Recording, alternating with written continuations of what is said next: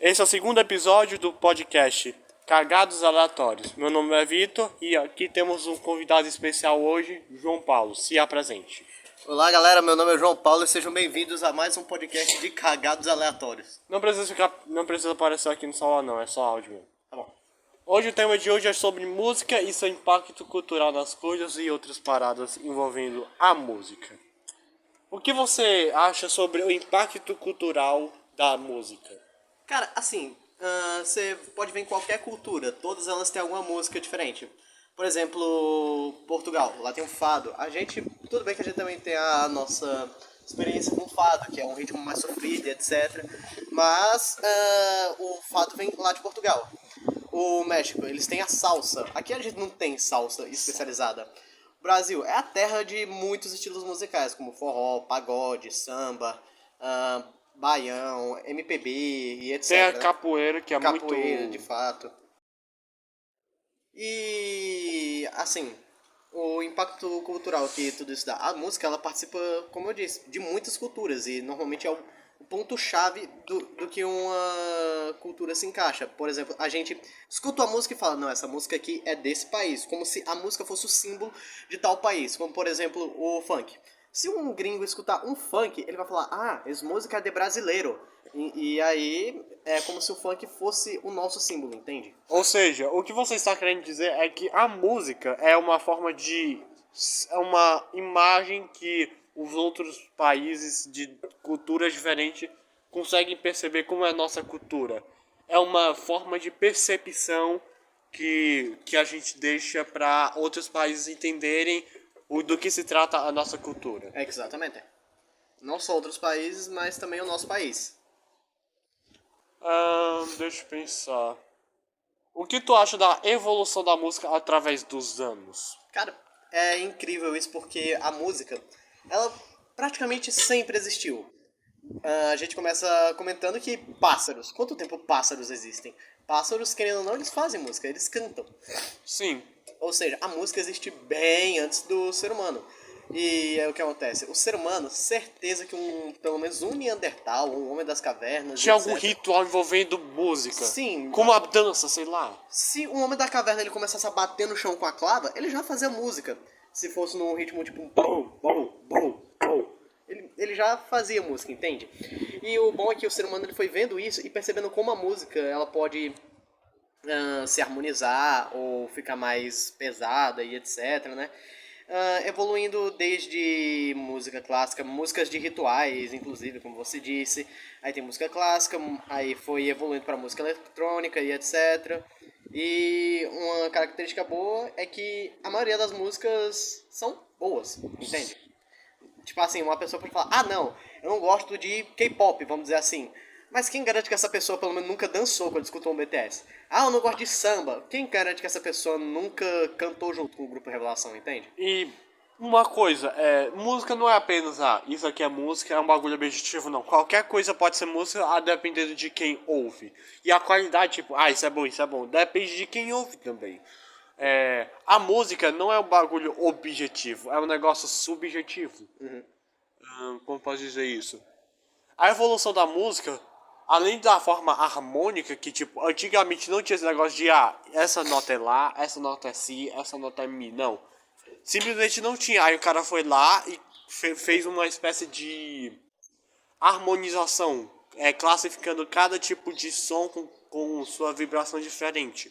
Isso ajudou a humanidade a tipo, ok, agora que a gente já tem uma espécie de tutorial de como fazer essa música, a gente consegue evoluir mais. Agora a gente pode trabalhar mais a melodia e evoluir também no vocal, como as letras e, sei lá, Uma ópera. Exatamente. Tipo assim, a divisão tem um tenor, tem um barítono, tem um baixo, etc.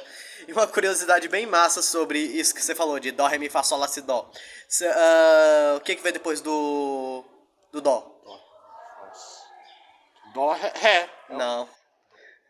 Isso daí são só algumas das escalas. Na verdade, depois dos acordes que a gente chama de Sustenido. maiores, exatamente, tem os sustenidos. E é dó, dó sustenido, ré, ré sustenido. É tipo o meio termo dos sons. Exatamente. E uma curiosidade massa é que os únicos acordes que não tem um som assim sustenido são o Mi e o Si. Não existe Si sustenido nem Mi sustenido. Deixa eu pensar. Uma coisa que eu queria falar que é considerada interessante. A evolução de um certo estilo de música. Eu nunca fui fã desse estilo de música, sinceramente, eu provavelmente nunca vou gostar. Que é o funk. O funk, se tu pegar um funk de 2010, 2015, é uma batida reciclada. É uma letra que... Não tem história. É uma letra que não tem história, só apologia sexual. Sim. Os caras têm dificuldade de fazer um funk sem botar a palavra senta, por exemplo. Só que hoje em dia, eu não vou dizer que ficou bom, mas foi de péssimo pra ruim. Eu acho não. Melhorou um pouquinho, mas não deixou de ser ruim. O que eu tô querendo dizer é que agora não é só aquela batida, a batida clássica, entre aspas. Agora os caras, eles conseguem fazer uma nova batida baseada nisso aí. Por exemplo, MC Pipoquinha. É um péssimo exemplo, eu sei, MC Pipoquinha não é considerada música, mas você é funk, mas você não vê muito aquela batida de pá, pá, pá, pá, pá, pá. Não, ela consegue inovar nesse ponto. Mas, infelizmente, o negócio de apologia sexual simplesmente continua. Infelizmente é por isso que eu acho que os funks de antigamente são melhores do que hoje. Porque, primeiramente, o que significa a palavra funk? Vem de alguma língua que eu não me lembro, mas significa fedido. Ou seja, vai ser um pouco impossível. É como se fosse esse nome, já que o funk tem esse nome, ele querendo ou não importa o que se faça, vai ser visto como... Vai ser alguma coisa meio obscena. Exatamente. Aí, tipo assim, os funks de antigamente, como o MC Kevinho, era ruim, não tinha história nem nada, só essas linguagens obscenas e representações. Sim, mas pelo menos tinha um ritmo envolvente, um ritmo que fazia o povo dançar e etc. E assim, todo mundo escutava e dançava junto. Alguns não eram nem tão obscenos assim. Tipo, não falava tanto de bunda, nem do ato e etc. Agora hoje, com o MC Pipoquinha e o tanto de funk proibidão, o negócio Quando eu morrer, eu quero caramba. ser enterrada de quatro. Merda. E é por isso que eu me entristeço muito, porque foi evoluindo pro funk proibidão e não virou mais música, virou uma pornografia cantada. Tem uma frase que eu digo pra descrever funk que funk não é música, é pornô pra cego. É basicamente isso. Exatamente. Que hoje em dia. Cara, tem um estilo de música que não é bem um estilo de música. É uma forma de música. Por exemplo, é uma música que não é uma música, tipo, pra você ficar, tipo, animadaço, uma música muito triste, não. É uma música de crítica social. Essas músicas são muito interessantes porque não é só uma batida, uma melodia, uma letra, não. A letra em si conta uma história sobre uma crítica social. Por exemplo, um bom exemplo disso é Pangea, do Fábio Braza. A música inteira, que é, se eu não me engano, é 5 minutos ou 6, é cheia de críticas sociais sobre a sociedade, sobre a forma que a humanidade se comporta. Não havia a mitologia de Meteia, o mundo era só uma Pangeia. Uma Pangeia, continua. Enfim, esse estilo de música é muito interessante porque não é só um descobridor do Sete Mares do Tim Maia, que é um bagulho pra você se alegrar, não. É toda uma crítica social, toda uma crítica construtiva sobre a sociedade. Às vezes nem estudar sobre sociedade, mas você tá entendendo o que eu tô querendo dizer? Sim, eu digo que se fosse um tema do Enem, dava pra passar de boa com isso na redação. Não só essa música, mas também outros temas. Por exemplo, Chico Science na música Monólogo ao Pé da Letra. Há um tempo atrás se falava em progresso, há um tempo atrás eu vi a televisão. Ele remete muito a esse tema, mas sobre virado, vamos dizer assim, pro partido do PT. Que fala que a polícia mata gente inocente, etc. Que o povo tem, que os bandidos têm a vida que tem por conta das condições, etc. O famoso, ele roubou esse celular para comprar uma cachaça com os amigos dele. Realmente. É uma crítica social e também uma certa dissertação argumentativa, mostrando o ponto de vista dele e argumentando sobre o que deu aquela opinião pra ele, entende?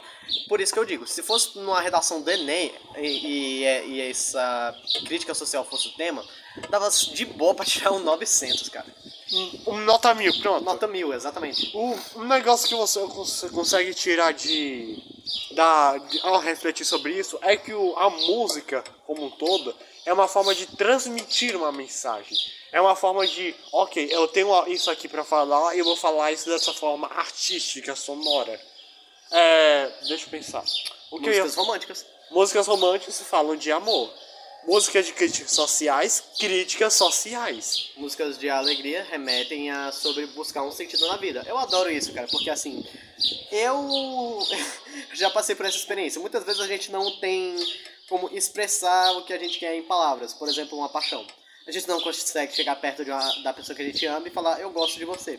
A gente não consegue escrever uma carta porque a gente acha que vai ficar embolado. A gente é só meio medroso em relação a essa relação. Exatamente. Mas a música, ela tira esse medo, porque vai em uma forma mais harmônica, mais calma, mais suave. Deixa mais... menos forçado. Sim, e acima de tudo um pouco mais sentimental, um pouco mais significativo, etc.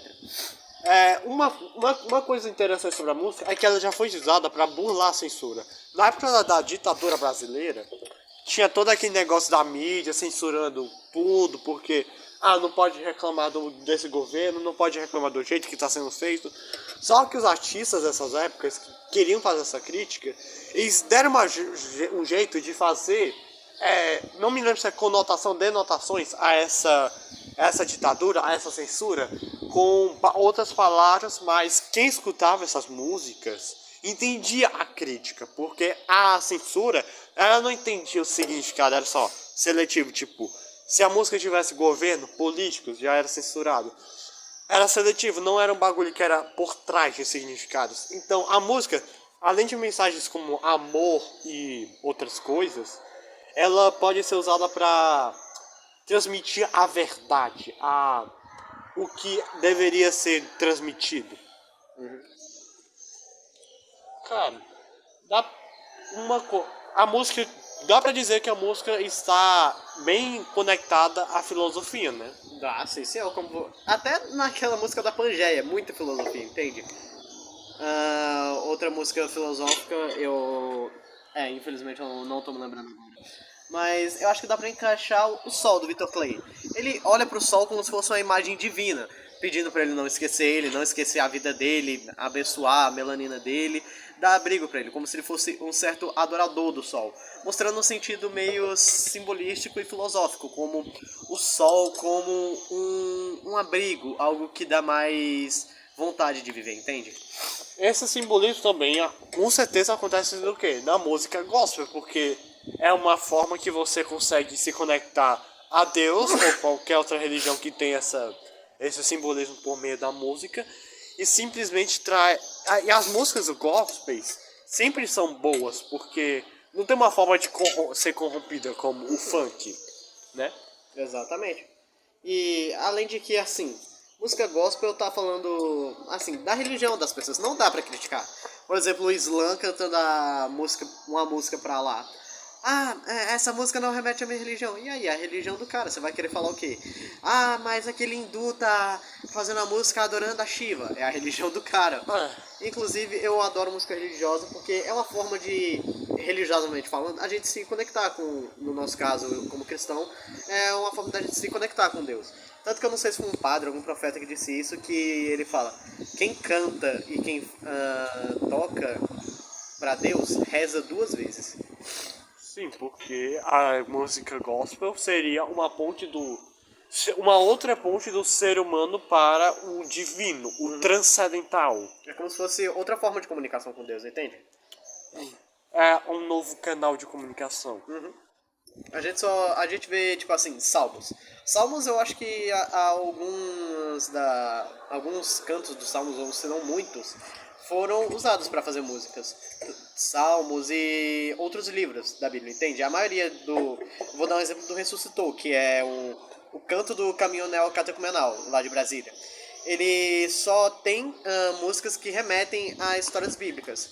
Como, por exemplo, um grande sinal apareceu no céu, uma mulher vestida como o sol. Remete ao capítulo, eu não me lembro o capítulo, mas é do livro de Apocalipse, entende? Que profetiza, né, que um grande sinal aparece no céu no fim dos tempos, que é Maria, a Virgem Maria, sendo a rainha dos céus, com a coroa de 12 estrelas, estando sobre o sol. Mas, então, essa música que você disse agora seria uma música, mas não é uma música tipo Descobridor de Sete Mágicos, já usei esse exemplo anteriormente. É uma música que conta uma narrativa. Que essa narrativa pode se enquadrar em qualquer tipo de história, por exemplo. Além de narrativa, ela também faz o papel dela, que é pregar a palavra. Agora eu quero tocar em outro assunto envolvendo música. Paródias e remixes. Quem faz paródia e remix pode ser considerado músico? Cara, assim, não vou dizer que pode se considerar músico, porque pra mim, pra você ser músico, você não tem que pegar as músicas dos outros. Isso daí já é uma cópia já. Ou você é tipo assim, não vamos dizer que você não é um músico. Você tá mais pra um cara que faz cover. Por exemplo, eu não me considero tanto músico assim, porque no meu Instagram eu faço mais cover e etc, né? Esse nome, músico, só dou por causa que eu toco violão e outros instrumentos. Mas músico, eu acho que, assim, eu realmente não sou. Só faço covers, tipo assim, remetendo a outras músicas. Pra você ser um músico de verdade, você tem que ter a sua narrativa, suas músicas, etc. Agora o cara que faz paródia e remix é mais um DJ e um parodeiro, entende? E eu não vou mentir, tem umas paródias que são bem engraçadas. Por exemplo, o Whindersson Nunes. Despacito, Teus Cambito. Se eu não me engano, o Whindersson Nunes também fez uma paródia muito interessante, que era daquela do Hackais, Rap Lord, se eu não me engano. Bastante preocupado com meu país. Época da geração manda nudes. Não sabe o que é o quintal. Vive na vida. E a sobe que te inspira e fica com pneumonia. Mas se preparar pra chamar o que. Então, realmente, quem faz essas músicas... Então dá pra dizer que quem faz paródia e música não é realmente um músico. Mas tá tendo o mesmo objetivo que um. Por exemplo, essa daí do Rap Lord, que é infância... Desculpa a palavra, infância foda. É ele remetendo a opinião dele sobre a infância de hoje. Comparando a infância de antigamente, que era o quê? Os meninos correndo na rua, era Jogando bola, soltando pipa, era mágica. E hoje,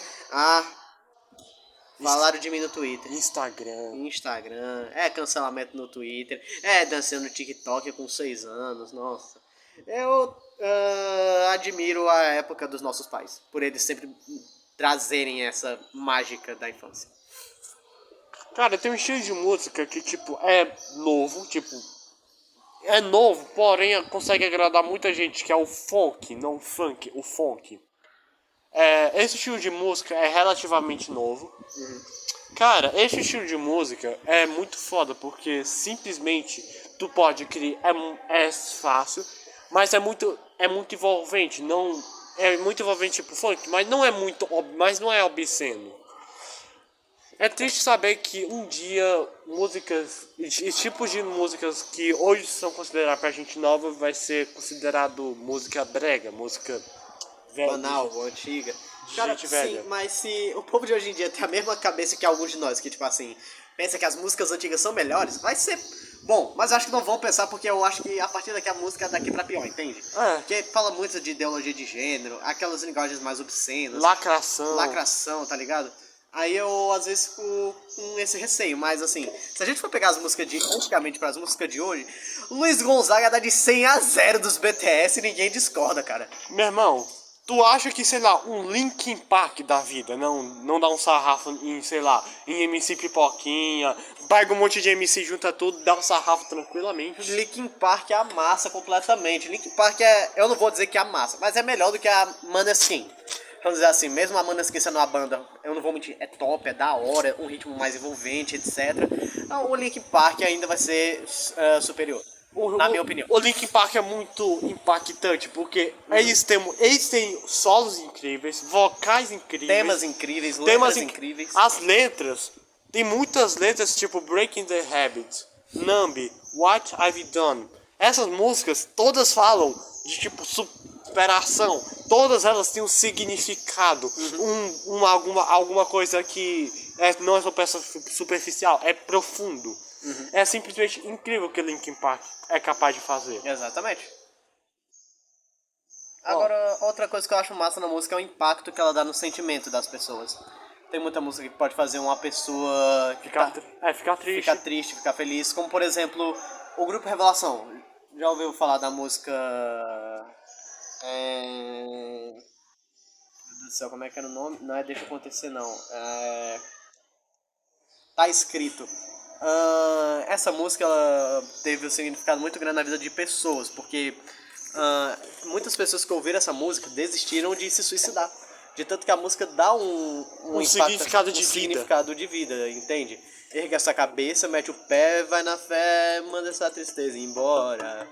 Sim, ou seja, música não é só pra cultura, músicas salvam vidas, indiretamente e diretamente. Ou podem deixar a pessoa mais triste. Por exemplo, naquela mesa do... Como é que é? Nelson... Mandela? Não, Mandela. Mandela não, rapaz. Mandela não. Naquela mesa. Essa música é muito triste, principalmente pra quem já perdeu uma pessoa importante. Porque ela remete à música de alguém que, ao que aparenta, perdeu o pai. E o refrão da música pega. Ou seja, pega na ferida de quem já passou por essa situação. Exatamente. Naquela mesa tá faltando ele, a saudade dele está doendo em mim. Entendeu? Imagina, o cara perdeu o pai recentemente. Sim. E escuta essa música. Eu acho que ele vai alagar a casa de lágrimas, entende? Não é? Aí já tem outras músicas que, como você disse, dá esse impacto pra quem já passou por esse momento. Por exemplo, Marília Mendonça. Quem já passou por um momento assim de relacionamento amoroso, tipo... Que sofrência que era Marília Mendonça. Nossa senhora, cara. Deus a tenha, viu? E é uma cantora muito boa, cara. Sim, Nossa. muito talentosa. Pena que morreu daquele jeito. Nossa. E é isso, tá ligado? Cara, sabe um negócio que me impressiona muito sobre música? Se tu pegar um monte de abertura de desenhos, animes, filmes, é simplesmente incrível como os caras capricham na hora de fazer a música. Por exemplo, a abertura de Pokémon. Temos que pegar seu ser. Meu amigo, a criança, ela pula do sofá pra brincar de Pokémon enquanto a música toca. A abertura de Ben 10 clássico, meu amigo. É aquela música que conta literalmente a história do desenho. A história começou quando um relógio esquisito grudou no pulso dele vindo lá do infinito. Contou o primeiro episódio todo. Exatamente. E agora tem poderes e com ele faz bonito. Sim. É quem? É o Ben 10.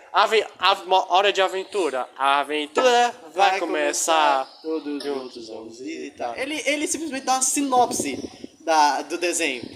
O que a gente vai fazer? Vamos visitar o mundo de Jake, seu amigo Finn. Sim, E aqui é o lugar da diversão. O nome do desenho é o quê? Hora de aventura. Literalmente introduz o negócio. Sem falar que tem algumas músicas que elas não servem pra contar a história do desenho em si, mas pra simbolizar o desenho. Por exemplo, Apenas um Show.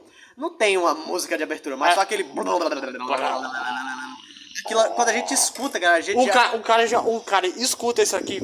Apenas um show, vou assistir. Não, isso daí é um chamado pra macho alfa a 800 km de distância, tá ligado? O Giga Chad brotando brotando na televisão, com uma pipoquinha aqui. E uma taça de vinho. Exatamente. Incrível Mundo de Gumball. Não tem uma música, é só... E outras músicas elas também mostram algum ponto de vista de determinados personagens. Por exemplo, Clarence Otimista. Não importa o que disser, vou fazer o que eu quiser. Tipo assim, é um cara que não liga muito pra vida, mas mesmo assim é feliz, entende? Tem a do Phineas e Ferb. E são 3 meses de férias que passo de férias. Papá. E ele fala dos episódios. Ir ao espaço, lutar com a múmia, escalar a Torre Eiffel inteira. Descobrir uma coisa maluca demais. Ou lavar um macaco na banheira. Exatamente. Essas músicas literalmente introduzem do que se trata o desenho, o filme, o anime. Por exemplo, algumas músicas tema de filme. Ninguém pode nem ter assistido Piratas do Caribe, mas só de escutar um pararam pam pararam pam pararam Não é pam doido? pararam. Você já se sente pirata nos altos mares. Pra mim, quando eu escutava essa música, eu fazia questão de alugar um navio e começar a procurar o Barba Negra. Tu é doido, Esse papo foi muito interessante. Demais. Agradeço por sua participação. Obrigado mesmo. E teu Instagram vai estar na descrição desse vídeo. Ótimo. Obrigado. Valeu, galera! É nóis!